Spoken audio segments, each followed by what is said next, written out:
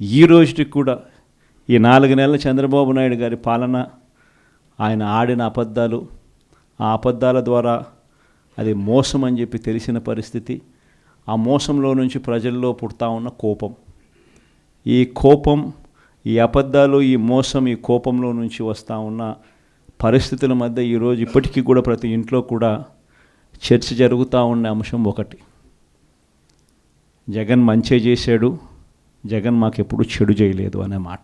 అబద్ధాల కాంపిటీషన్లో మనం వాళ్ళతో పోటీ పడలేకపోయాం.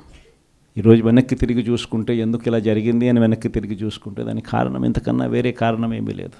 రాజకీయాలలో అధికారంలో ఉంటామా, అధికారం లేకపోతామా అనే సెకండరీ విషయం, కానీ క్యారెక్టర్ అనేది, క్రెడిబిలిటీ అనేది, ఈ రెండు మాత్రం రాజకీయాలలో చాలా అవసరము అనేది మాత్రం ఖచ్చితంగా చెప్తాను.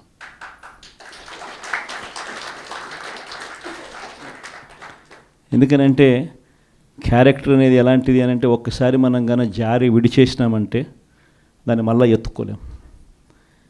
క్రెడిబిలిటీ అన్నది పోయింది అని అంటే మళ్ళీ దాన్ని మనం వెతికి తెచ్చుకోలేం. ఒక్కసారి కనుక వదిలేసినాము అని అంటే ప్రజల్లో మనం లోకుపోతాం, ప్రజల్లో మనకున్న గౌరవం పోతుంది, ప్రజల్లో చులకనవుతాం.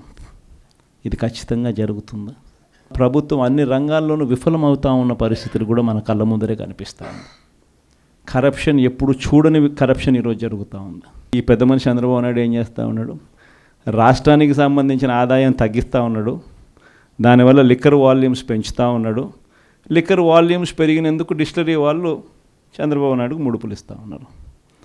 కంటికి కనిపిస్తూ ఉన్న స్కాము. లాటరీ పద్ధతి అంటాడు. ఎవడు లాటరీ, ఏమి లాటరీ, ఏం పద్ధతి? వీళ్ళు వేసుకున్న వాళ్ళకే, వీళ్ళకి ఇచ్చుకునే వాళ్ళకి, వీళ్ళకి కావాల్సిన వాళ్ళకి షాపులు.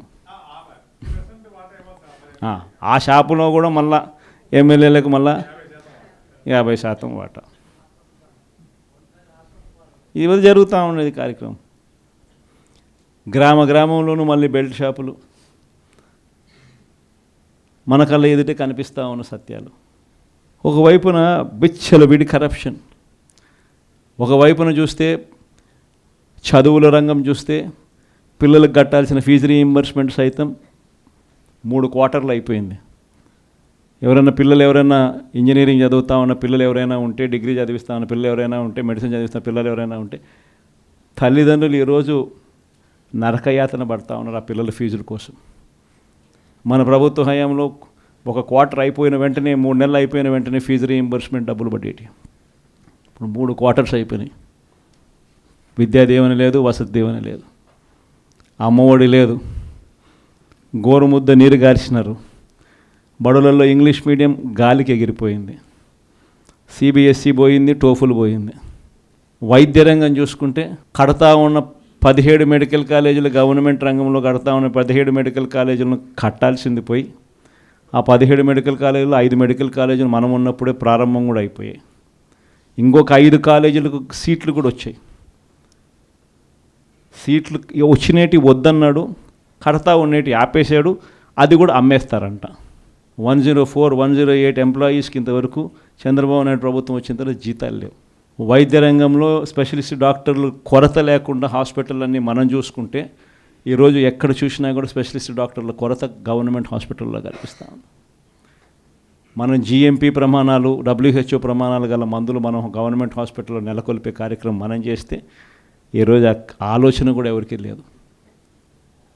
వ్యవసాయం చూసినా అంతే. రైతులకు ఉచిత పంటల బీమా గాలికి ఎగిరిపోయింది. ఈ క్రాప్ అనేది ఏం చేస్తున్నారో ఎవడికి తెలియదు. రైతులకు పెట్టుబడికి సహాయంగా ఇచ్చే డబ్బు పోయింది, 20,000 ఇస్తానన్నది గాలికి ఎగిరిపోయింది. ఇంతకుముందు దళారీ వ్యవస్థ లేకుండా ఆర్బీకేల ద్వారా ఈ క్రాప్ చేసి రైతుకు పూర్తిగా మద్దతు ధర వచ్చేట్టుగా చర్యలు తీసుకుంటూ కొనుగోలు చేసే కార్యక్రమం మనం చేస్తే ఈరోజు ధాన్యం కొనుగోలు చేయాలనంటే ఎంఎస్పి కూడా సరిగ్గా ఇవ్వని పరిస్థితి మళ్ళీ కనిపిస్తూ ఉంది. ఆర్బీకే కేంద్రాలు గాలికి ఎగిరిపోయాయి. వ్యవసాయం పరిస్థితి చూస్తే ఇది.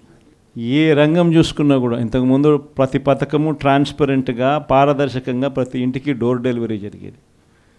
పెన్షన్ అయినా డోర్ డెలివరీ, బియ్యం అయినా డోర్ డెలివరీ, పథకాలైనా డోర్ డెలివరీ. ఈరోజు ఏ పథకం కావాలన్నా, ఏ పెన్షన్ కావాలన్నా, చివరికి బియ్యం కావాలన్నా కూడా ఎక్కడికి పోవాల్సి వస్తూ ఉంది? తెలుగుదేశం పార్టీ నాయకులు ఎక్కడున్నారని ఎత్తుక్కోవాల్సిన పరిస్థితి లేకపోతూ ఉన్నారు. రెడ్ బుక్ పాలన చూస్తే కేసులు కేసులు కేసులు కేసులు చూస్తే మీరు పెట్టడానికి కేసులు పోతే మీ దగ్గర నుంచి కేసులు తీసుకోవడం, రివర్స్ దొంగ కేసులు మన మీద పెడతా ఉన్నారు. ఇలా ప్రతి రంగంలో ఏ రంగం తీసుకున్నా కూడా ఇదే మాదిరిగానే కనిపిస్తూ ఉంది. మరి ఇంత ఫాస్ట్గా ఎరోడ్ అవుతూ ఉన్న ఈ ప్రభుత్వం మీద పోరాటం చేయాల్సిన సమయం కూడా వచ్చింది. పోరాటం చేసే కార్యక్రమాలలో ఇబ్బందులు ఉంటాయి, ప్రలోభాలు ఉంటాయి, కేసులు ఉంటాయి, భయపెట్టాలని చూస్తారు, అన్నీ కూడా జరుగుతాయి. కానీ నేను మీ అందరికీ కూడా నేను ఒకటే చెప్తా ఉన్నా, ప్రజల తరపున మనం నిలబడి, ప్రజల పక్షాన మనం గొంతు విప్పి, ప్రజల తరపున మనం పోరాటం చేసే కార్యక్రమంలో వెనకడుగు వేయొద్దండి అని మాత్రం చెప్తా. మంచి అనేది ఎప్పటికైనా కూడా గెలుస్తుంది. నిజంగా దేవుడు మంచి అనేది విషయానికి వస్తే, దేవుడు చూస్తున్నాడనే విషయానికి వస్తే తిరుపతి లడ్లదే మన అందరికీ కంటికి కనిపించింది. నిజంగా దేవుడు ఎంత గొప్పవాడు అని అంటే అక్కడే కనిపిస్తూ ఉంది. నిజంగా ఎంత దారుణమైన అబద్ధాలు చూసినాము, ఎంత దారుణమైన ప్రొపగాండా చూసినాము. నిజంగా వీళ్ళు, వాళ్ళ ఈనాడు, వాళ్ళ ఆంధ్రజ్యోతి, వాళ్ళ TV5 ఈ నలుగురు గోబెల్స్ ప్రచారం తగులుకుంటే, దీనికి తోడు చంద్రబాబు తోడు ఇంకో పవన్ కళ్యాణ్, వీళ్ళందరూ కలిసి ఏ రకంగా ఒక అబద్ధాన్ని సృష్టిస్తారు, అబద్ధాన్ని అమ్మేయగలుగుతారు, అబద్ధం అని తెలిసినా కూడా దాన్ని ఏ రకంగా ప్రచారం చేయగలుగుతారు అని చెప్పేదానికి మన కళ్ళ ఎదుటే కనిపించింది.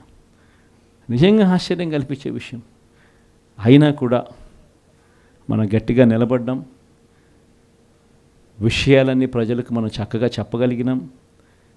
మీ అందరితో కూడా ఒకటే చెప్తా ఉన్నా, పోరాటం చేయడంలో, అడుగులు ముందుకు వేయడంలో అందరం కలిసికట్టుగా అడుగులు వేస్తాం.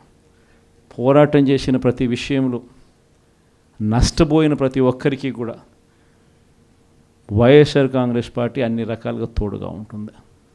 రేపొద్దున ఎవరైతే ఎక్కువ నష్టపోయి ఉంటారో వాళ్ళందరినీ ఏరుకొని మరీ వాళ్ళందరికీ పదవులు ఇచ్చే కార్యక్రమం దగ్గరుండి నేను చేస్తానని చెప్తాను. ఇది మాత్రం నేను చెప్తా ఉన్నా, ఖచ్చితంగా జరుగుతుంది, ఖచ్చితంగా చేస్తామని.